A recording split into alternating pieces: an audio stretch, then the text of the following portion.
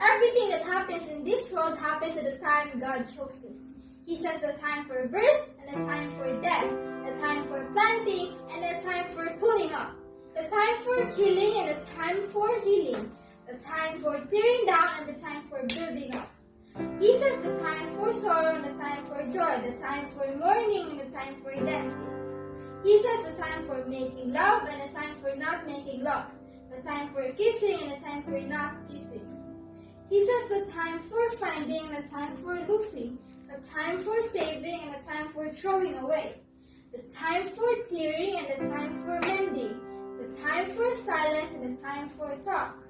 He sets the time for love and the time for hate, the time of war and the time for peace. A time for everything.